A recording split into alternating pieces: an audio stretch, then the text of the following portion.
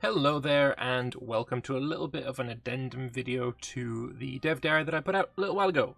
The longest dev diary that I've done a video on, I believe. Just a hair under an hour long, and yeah, apparently it requires a little bit more discussion, it seems. So, first off, I want to talk a little bit about the Earthworks, because that's a short thing to talk about, and there's a longer discussion thing to do after it. But here we go, these are the Earthworks here, we've seen them already, and I said in the thing, I think the universal consensus is that this is terrible, and should never be bought by anyone. I kind of still stand by that. I mean, there's situational uses, of course, but I thought, maybe there could be a better way. So I came up with this idea here. Instead of Earthworks, we would have city walls, and each level of city walls would give an extra +5 advantage in combat. So you'd be able to build up to 3 of them. So if you were to build up your city walls and really focus on making them really, really good, you'd have 15 advantage in combat, which if you had an army stationed there, they would be able to punch way, way above their weight. And I just thought that would be a really cool, kind of interesting change. Earthworks, I can see maybe there being some limited uses, but yeah, I said this way we get the historical city walls about many cities of the period, give a strong reason for an enemy to fall back and garrison a city, and taking it from a well-defended defender would be much harder. Thought that was a pretty good idea. Apparently people agreed with me, but yeah, I'd like to know your guys' thoughts on that too. Arheo did comment on my suggestion. He said, here, as indicated, all balance is subject to change, this building in particular. Not entirely sure I agree that it's useless, because I did kind of say it's terrible and should never be built. It might be niche, but one can hold some pretty huge armies through a mountain gate with earthworks, yielding an effective combat width of 9 or 10 if memory serves. They can all be constructed in fort provinces, meaning unless your fort has fallen, you'll always be treated as the defender. So, my response to this, we'll go to my response first, and then I might be able to add on to that afterwards. I said, I'm not sure that encouraging cities to be built on mountain choke points is really the right way to go, if I'm honest.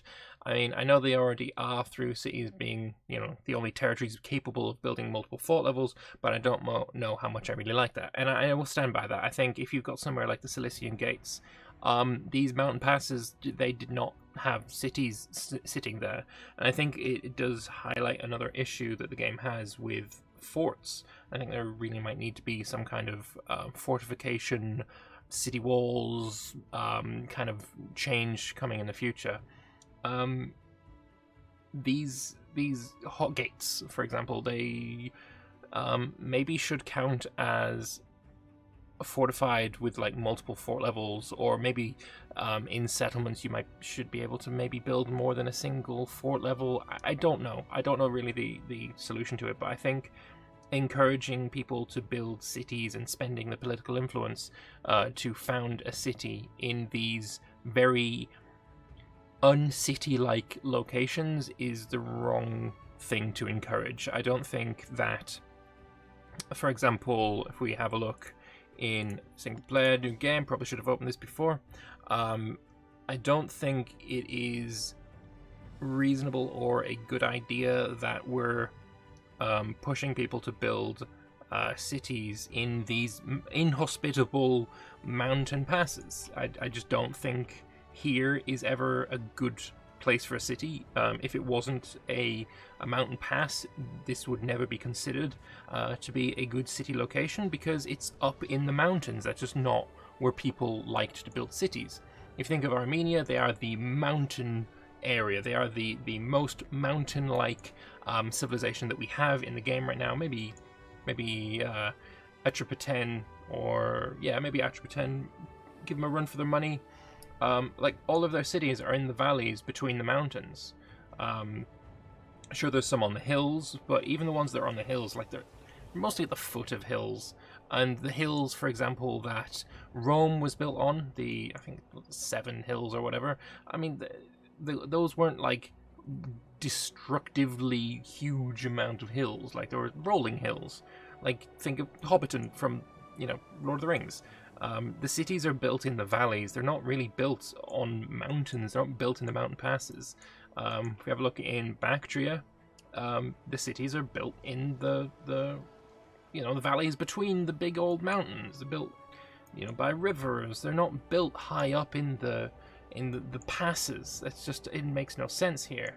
If you're going to be building cities for Rome, you're not going to put one in Rubria. You're not going to build them in these alpine passes. It just does. It's not something that I think should be encouraged, because right now it's encouraged only so that you can build 12 levels of fortifications and really spam that, and then sure, you'll get a bunch there. But I don't know if that's a good thing.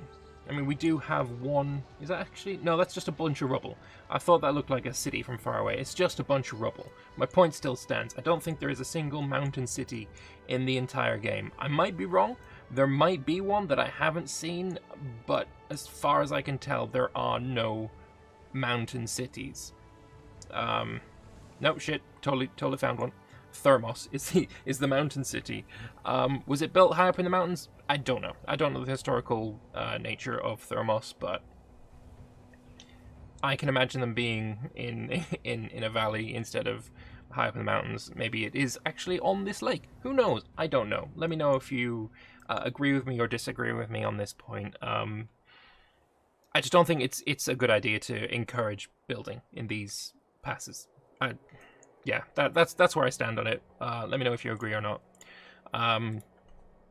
So yeah, that's where I stand on that.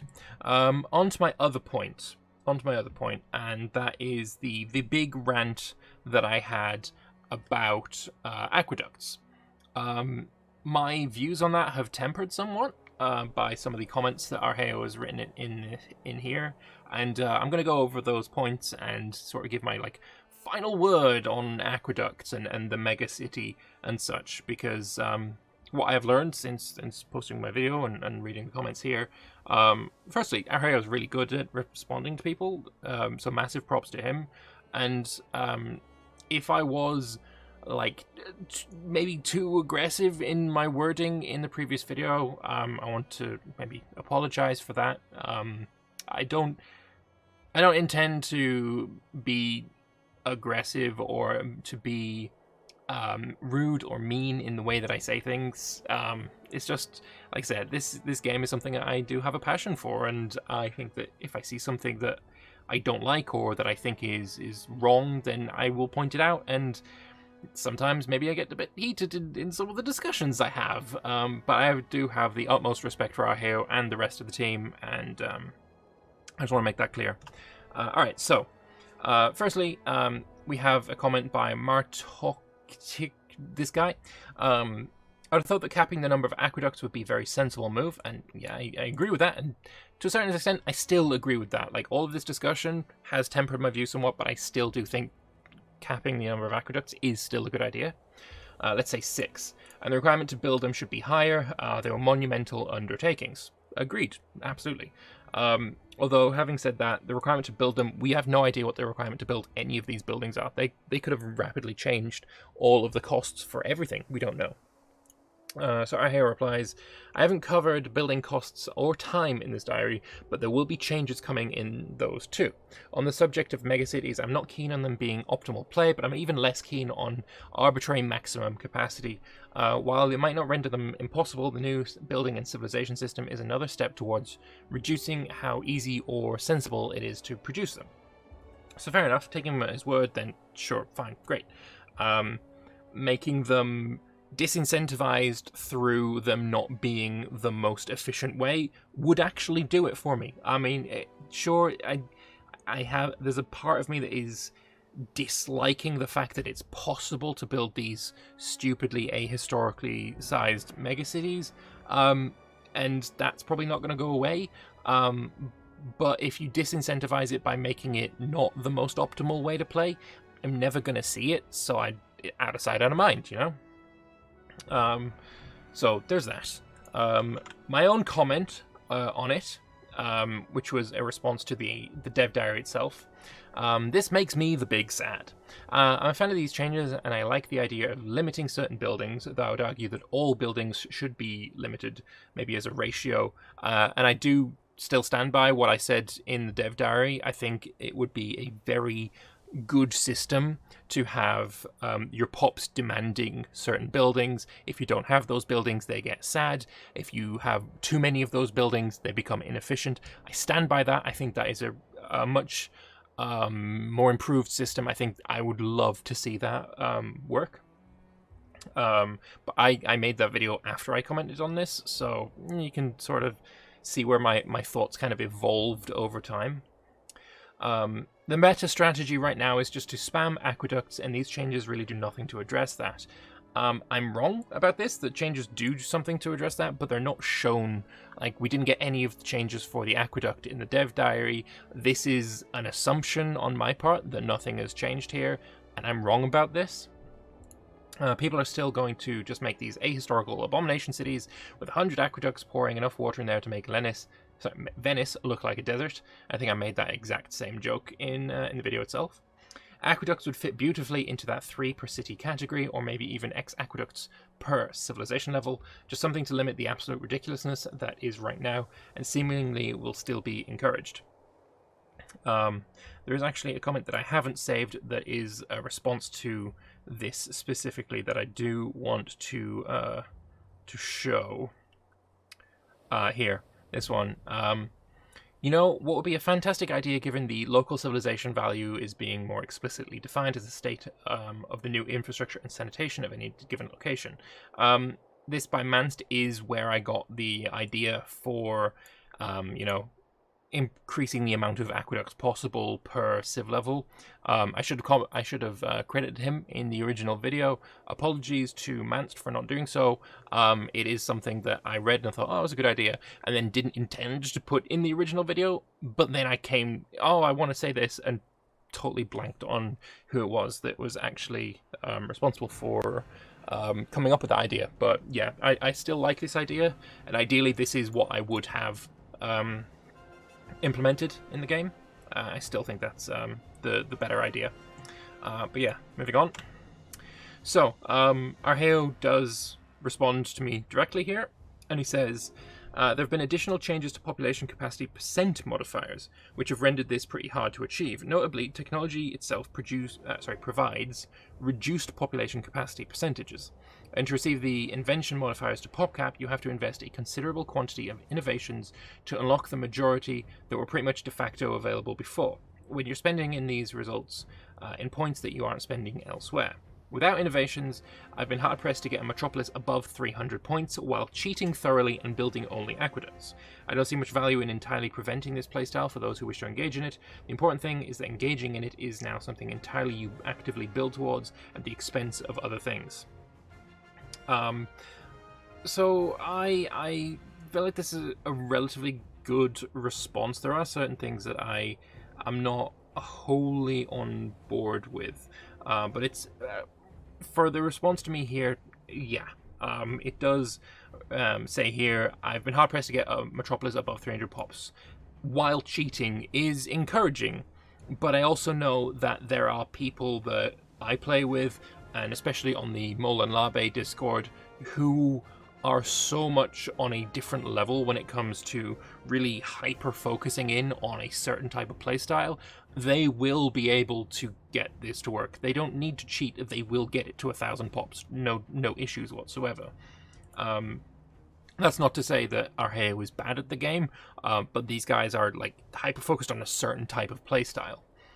So while for an average game, this is absolutely what I like to see. It's absolutely what I like to see, that megacaps have been effectively rendered a non-issue. That's what I really like to see. But yeah, moving on, we have this comment from me saying, I'd not taken Texan inventions into consideration, but it's good if that is really the soft limit on what is achievable through actively pushing for megacity. I don't ever want to see a 1,000 plus pop city again. I would argue that aqueducts are still something that could be changed, and with civ value representing sanitation now, it'd be good if aqueducts were limited by or were more responsible for civ value for pop cap.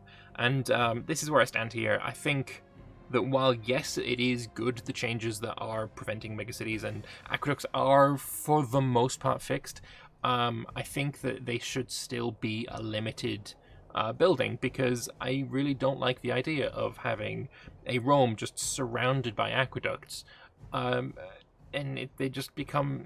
I don't want to see people just spamming them, right? And there's another good comment by Decius here. This doesn't change something about the necessity of building a lot of aqueducts in order to increase pop capacity, which is required to gain more building slots. So if I want more buildings, I have to use most of the slots for aqueducts, which leads to having less slots for other building, which leads to cities with a lot of aqueducts and a few other buildings. So yeah, I would agree with that, but Arheo does respond here again with something that basically kills the argument dead, for me at least, and that is here. The thing that makes aqueducts the most valuable is any modifier that increases the percent population capacity. If you were to ever reach a point where this value can exceed 150%, then aqueducts can begin to support more pops than are required to build them. This is true. You want to get your pop capacity percentage to 150% so that they will give you... So each aqueduct that you build will actually give you 5 pops instead of 4 pops. Oh no, it will actually give you, sorry, my bad, it will give you 11 pops, I think, rather than 4, because every 10 pops you can build a new aqueduct. So when you get to this magical point where each aqueduct can cover its own pop cap requirement and give you more on top of that, then spamming aqueducts becomes the meta play, and you can really massively explode the size of your city because of that. However, this should no longer be the case, should no longer be close to possible due to a long list of balance tweaks. So what I'm reading from here is you can't exceed 150%. An aqueduct is never going to give you more than 10 pops.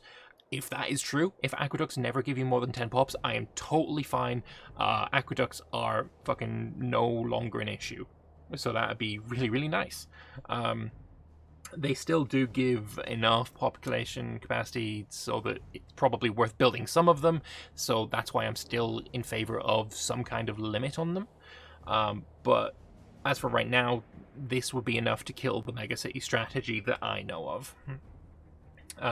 Secondly, aqueducts do not contribute to civilization capacity, unlike other building types. Getting civ as high as possible is now, in most situations I've encountered thus far, comparable to stacking more people in a place by building pure aqueducts. I would argue that if this wasn't the case, and it was still possible to stack aqueducts and such, you would still be able to get 100% civilization value and just a ridiculous number of people at the same time, getting the best of both worlds. But again, I feel like it's killed. I feel like the argument is over now. As mentioned in the previous post, it's practically, due to a myriad of other system changes, it's practically difficult to achieve true megacity currently. I would like to see it be impossible, but yeah. I feel like one of the more overlooked changes here, however, is that pop happiness and ratio buildings are capped. It'll be difficult or impossible to stack single modifier super megacities, and the impact of situational or cultural happiness on territories is felt more keenly without the ability to totally offset happiness with unlimited buildings. That's also a fair point, though not as impactful as I feel like he may think it was. What you would want to do in a megacity, say if you wanted to build a manpower megacity, you just build all of the training grounds. Your city would be aqueduct and training grounds. Neither of these buildings are capped in 2.0, so it's still possible. Like the happiness buildings, I don't feel like I don't remember people actually actively going for the happiness buildings. in the previous or the current version of the game, so I don't feel like it is being overlooked as much as you think it is.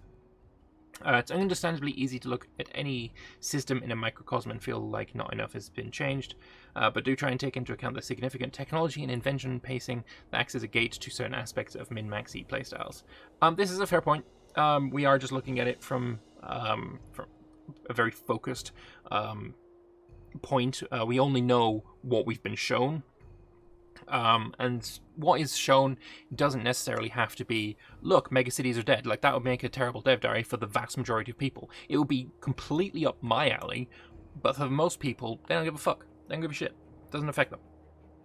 And then some other people would hate it because they love megacities because they're fools.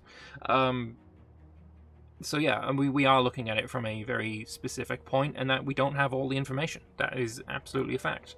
But at the same point, it is good to have these discussions in the comments, where you can really know what it is that, you know, your questions about certain aspects can be answered. Like, this is great. This conversation that we've had, the back and forth here with Arheo, is really nice, and, you know, getting to talk out the issues that you have to a point where, like, for myself, I'm fairly satisfied now. Is really nice. I will say, I still really like the idea of tying the amount of aqueducts you build to civilization value in some way. I think that's a really good idea and really hammers home the point that civilization value also is talking about sanitation. I think that is something that none of the buildings so far that I've seen really talk about sanitation, and I feel like that has been just thrown in there without too much justification. But if you have aqueducts in there, then, you know, I feel like it's more justified to say that sanitation is a part of civilization value. That's where I feel on that point, and I also feel fairly strongly that Earthworks are still trash. I did have a comment saying that, yeah, I completely disagree with your comment on Earthworks. Why wouldn't I stack them? Firstly, because you can only have one. Why wouldn't I have them on a mountain choke point? Because, well, the answer to that is you need a city, and I don't think encouraging people to build cities on mountains is really the way the game should go. That's my point on that one. And I have not yet been convinced otherwise. But anyway, that is just a small little addendum. I say small, it's longer than some of my Dev Diary videos. 20-minute long addendum video to the previous Dev Diary. Thank you for watching. Leave your comments in the comment section below. Likes are great for the algorithm. What else? Patreon down there, links and stuff. See you next time. Bye.